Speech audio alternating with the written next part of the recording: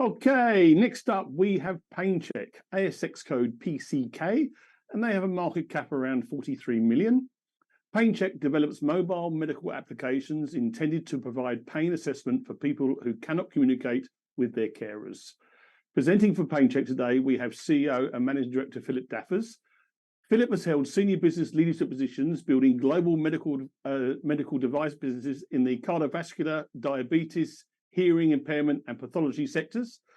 Philip previously worked for Cochlear in London before being promoted to Cochlear's VP for global marketing based in Sydney. In Philip's earlier experience, he was in Europe with Pfizer, Eli Lilly, Roche Diagnostics, where he was the global marketing director in the diabetes care business unit based in Mannheim, Germany. Philip, welcome, and over to you. Thank you, Paul. And can we go to we've got the first slide. Thank you, and welcome everyone. Just pleased to present the quarter results for PainChek that reaffirms the value and the take-up of the PainChek technology in multiple markets across 3 continents.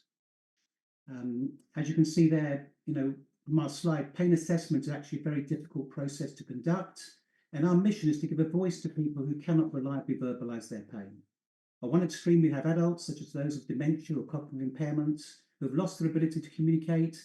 On the other hand, pre-verbal children who have not built those communication skills as yet.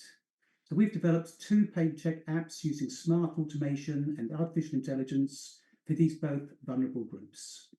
Next slide. So the PainChek app is the world's first and only regulatory cleared medical device to assess pain, and that comes in the form of an app. It works on any compatible iOS or Android system. The PainChek pain assessment process is rapid and simple for any carer. First, the PainChek AI accesses the mobile camera in a smart device to conduct a 3-second scan of a resident's face and to analyse and automatically document the presence of up to 9 microfacial muscle movements that indicate pain.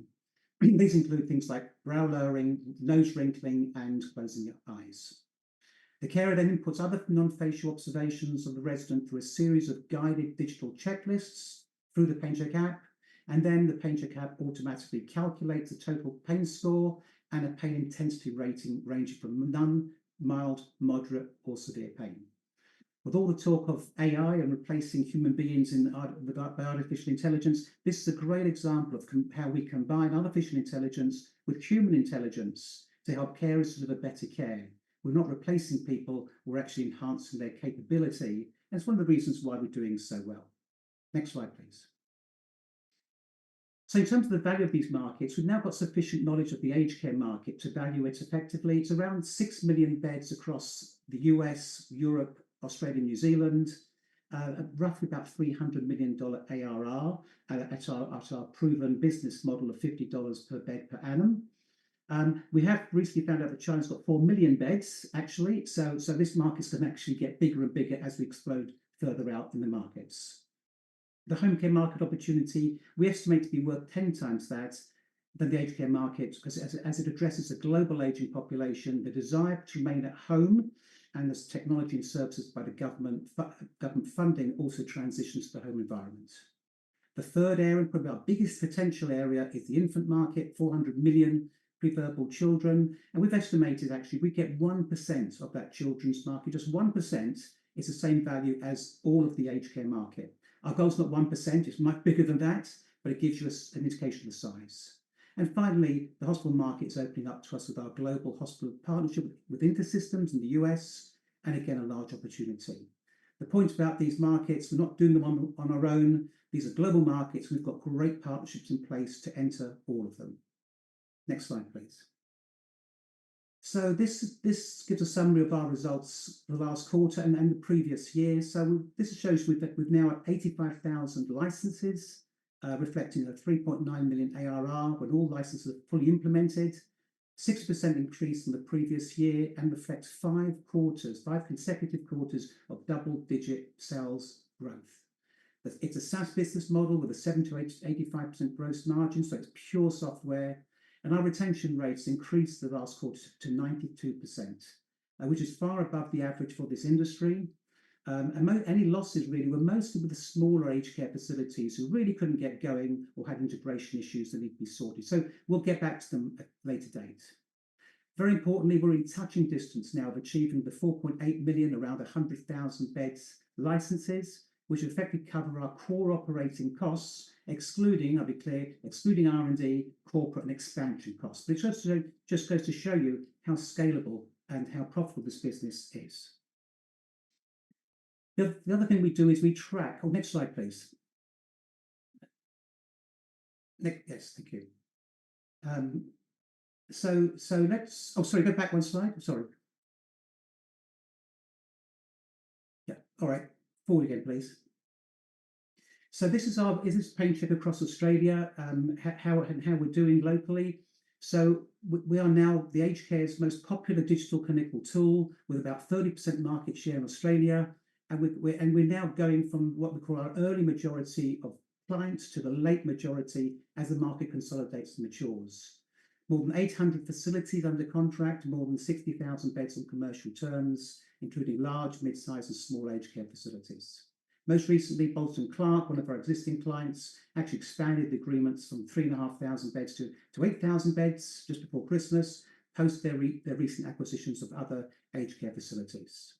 So we do really well actually with the large clients, especially because they're all digitalizing, and we're, as I said before, we're the only digital technology.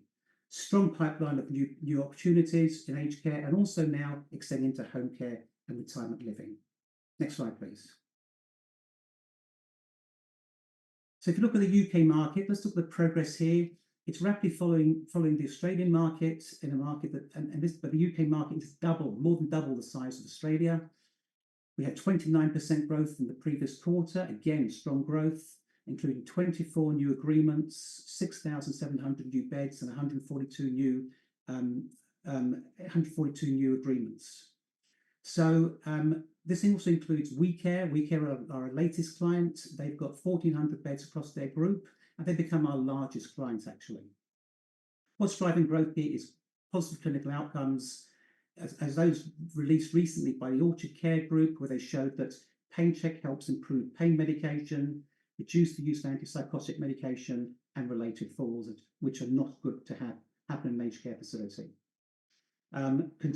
Also in the UK, continued very positive progress both in aged care and hospitals across Scotland, and our pipeline continues to expand as we rapidly penetrate the market. The thing I would add is that we've got a goodish backlog of beds to be implemented. We've actually got new partnerships and new staffing in place to rapidly implement all those new agreements we signed up in the last 6 to 12 months. Next slide, please. So the other thing we do is we try to track the utility of the product. In fact, we document every single pain assessment that's conducted. We've got more than 4 million pain assessments on our database. It's the largest pain database in the world. And we've also got more than 13,000 carers trained on our technology.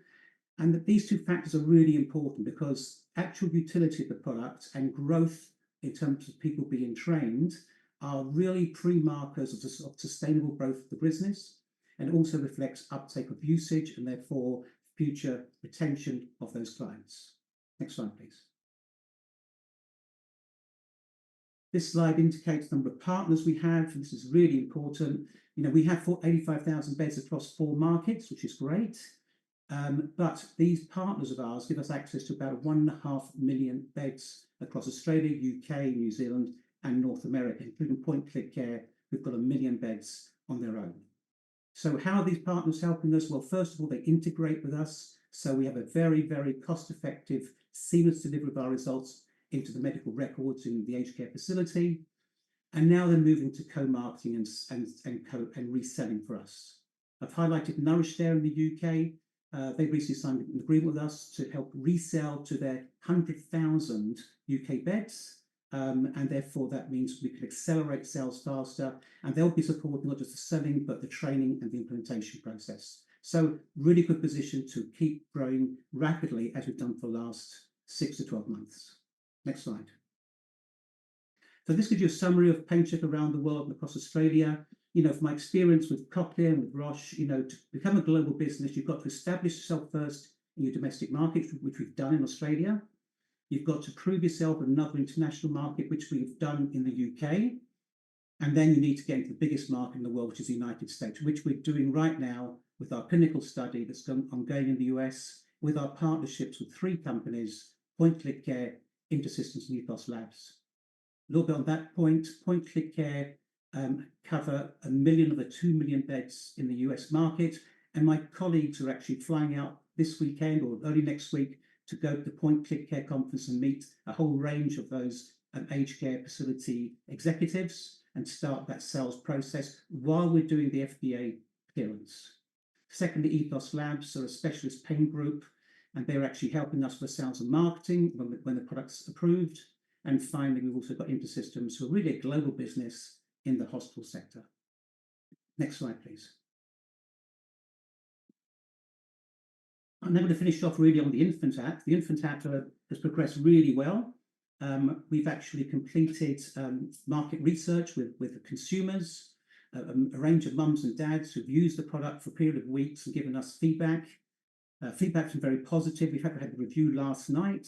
They support and they like the adaptive video facial detection system, which we've built in a special system to actually help assess facial pain while a head's doing a rapid movement. It's very difficult with infants. They move their heads when they're crying. So this has been a great success in adapting the video facial technology. And we've also built in this vocalization technology, which allows us to actually assess a pain cry and determine whether that cry is of pain or of no pain. And that's done through the microphone on a smart device. So therefore, we're ready to go to the Australian market. We're targeting 1 month to 12-month-old kids, typically first-time parents, and we'll start in Australia in the next quarter with our face-only app. Next slide, please.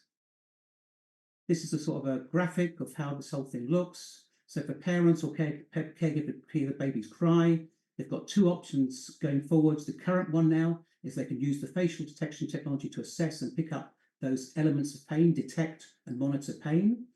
But also in the future, we're building this vocalization technology. It's working really well.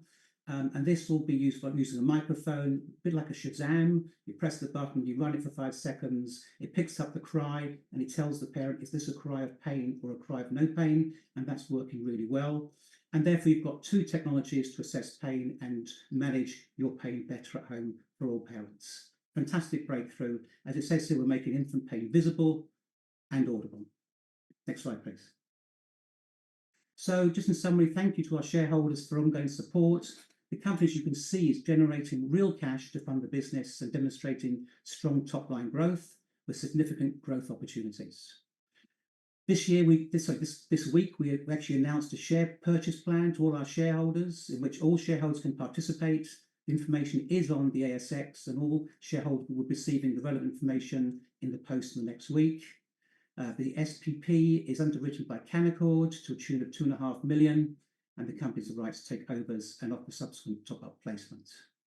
I encourage everyone to read the review on the ASX announcements and contact PainChek separately if there's any interest. So now this new capital this new capital along with existing capital in the bank, an R&D rebate coming our way, and our growing revenues, this puts the company in a great position to achieve key catalysts in 2024, which are these 3.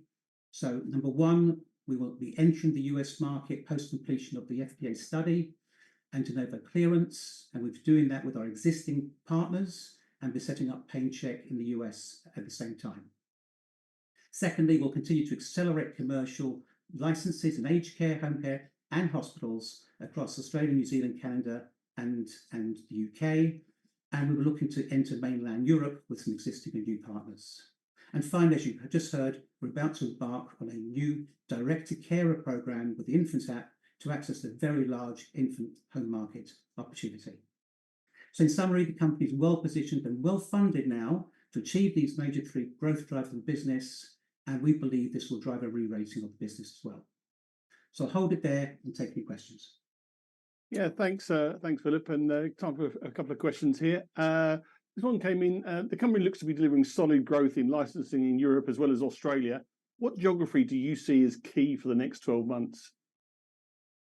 Yeah, look, to be frank, it's continued growth in those markets, absolutely, because those markets are big markets as they are. but also getting into the United States. It's a 2 million bed market. If I did an equivalence, we have 30% of the Australian market, which is worth about $4 million. We get 30% of the US market that's worth $40 million.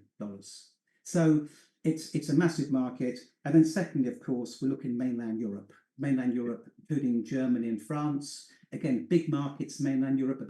There's 800,000 aged care beds in Germany alone, which is almost double what there is in the UK. So we do have some discussions going on in those markets as well, both Germany and France, and that's something we focus on this year as well. Fantastic. And a question here: Boston Clark have extended their PainChek contract in Australia. How important was that for the company? Oh, Bolton Clark's massive. Bolton Clark are the largest aged care provider in Australia. They acquired Ality, who were using PainChek before the acquisition. They acquired some other groups up in Queensland. So the fact that they basically came to us and said, look, we've got 3,500 of our beds covered by PainChek, we want to extend it to all 8,000 beds, was significant. It's the largest aged care provider by far. And the other thing is Bolton Clark are also the largest home care provider of home care packages. So as that relationship continues, we'll be working with them and other partners actually, and other aged care groups in Australia are originally already our customers to extend into the home care environment. So very, very important agreement. Fantastic. And just to finish up here, what's the current status of the US FDA de novo study? When can we expect to hear further news on the outcomes from the study? Yeah, look, the de novo study's going on. I think we've covered this before, but it's happening in two areas. So Iowa and New York at aged care facilities. We've got our clinical groups managing this locally in the United States. It's a relatively small study, but basically the Iowa group is 4/5 of the way through their work. And that's obviously Iowa's mostly white Anglo-Saxon residents, so therefore they don't have the multi-ethnicity that we're also looking for. So the New York group provides that additional resident base, and that the New York group has been trained. They've been recruiting patients, and they're starting now. So we're looking to finish that trial. It's a relatively small trial, before the end of this quarter, and get that subsequently into the FDA for review. So we should be ready to go to the market rapidly towards the middle to end of 2024. Fantastic. Philip, always a pleasure to have you on. Really appreciate your presentation today, and we'll be keeping a very watchful eye on PainChek's progress over the next few months. Have a great weekend. Thank you everyone for attending.